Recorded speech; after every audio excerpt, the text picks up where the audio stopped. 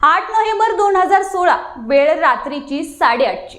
ही तारीख आणि वेळ सगळ्यांच्याच लक्षात राहिली आणि छोट्यापासून वयोवृद्ध व्यक्तीपर्यंत एकच धांदल उडाली। पण तुम्हाला असा प्रश्न पडला असेल ना की मी ही तारीख आणि वेळ का सांगते म्हणून, तर याचं असं की याच दिवशी पंतप्रधान नरेंद्र मोदी यांनी 500 आणि 1000ची नोट बंद केली आणि त्यानंतर 500ची नवीन नोट आणि 2000ची नोट चलनात आली। कालांतराने 2000च्या नोटाचा वापरही कमी झाला। त्यानंतर आता तर पुन्हा 500ची नोट बंद होणार अशी चर्चा सुरू झाली। पाहुयात 500ची नोट बंद होणार की चालू राहणार आमच्या या व्हिडिओच्या माध्यमातून। नमस्कार, मी प्रियंका आणि तुम्ही पाहताय पुणे प्राईम न्यूज।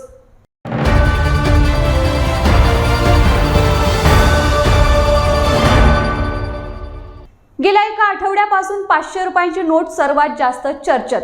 खरं तर मीडियामध्ये अशी बातमी आहे की येत्या काही दिवसात 500 रुपयांची नोट बंद केली जाऊ शकते। या बातमीमागे कारण आहे की आरबीआयनं बँकांना एटीएम मध्ये 100 आणि 200 रुपयांच्या नोटांची संख्या वाढवण्याचे निर्देश दिले होते। आरबीआयने यासाठी बँकांना एक अंतिम मुदतही दिली। आरबीआयच्या या सूचनेनंतर 500 रुपयांची नोट अचानक चर्चेत आली। आता सरकारच्या फॅक्ट चेक युनिट पीबीआयनं 500 रुपयांच्या नोटांवरील बंदीबाबतच्या वृत्तावर एक ट्विट जारी केलं। पीबीआयच्या या फॅक्ट चेकमध्ये असं म्हटलंय की एका यूट्यूब चॅनलनं 500 रुपयांच्या नोटावरील बंदीबाबतची बातमी दाखवली।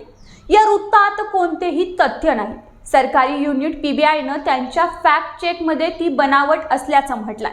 तसेच आरबीआयनं अशी कोणतीही घोषणा केलेली नाही। 500 रुपयांची नोट बंदी घालण्यात येणार नाही आणि ती चलनात राहील असंही स्पष्ट करण्यात आलं।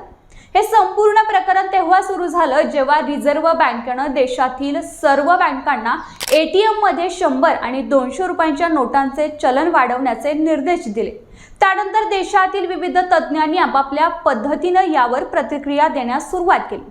एका तज्ज्ञाच्या मते बँकांच्या एटीएम मध्ये प्रथम 100 आणि 200 रुपयांच्या नोटांची संख्या वाढवली जाईल आणि 500 रुपयांच्या नोटा हळूहळू बाजारातून काढून बँकांमध्ये जमा केल्या जातील। ही प्रतिक्रिया एका दिवसात पूर्ण होणार नाही, परंतु आरबीआयनं हळूहळू त्या चलनातून काढून टाकेल।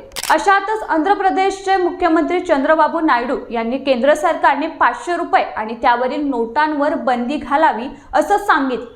तेव्हा या प्रकरणाला आणखीन महत्त्व प्राप्त झालं। त्यानंतर 500 रुपयांच्या नोटा प्रसिद्धीच्या झोजात आल्या। चंद्रबाबू नायडू यांच्या मते मोठ्या नोटा भ्रष्टाचाराचे सर्वात मोठं मूळ आहेत आणि ते जर नष्ट करायचं असेल तर मोठ्या नोटा चलनातून काढून टाकल्या पाहिजेत। आता सरकारचा एक भाग असलेल्या पीबीआयनं 500 रुपयांची नोट बंद होणार या वृत्तांत कोणतेही तथ्य नसल्याचं स्पष्ट केलंय। त्यामुळे नागरिकांनी 500 रुपयाची नोट बंद होणार आहे या अफवेवर विश्वास ठेवू नये।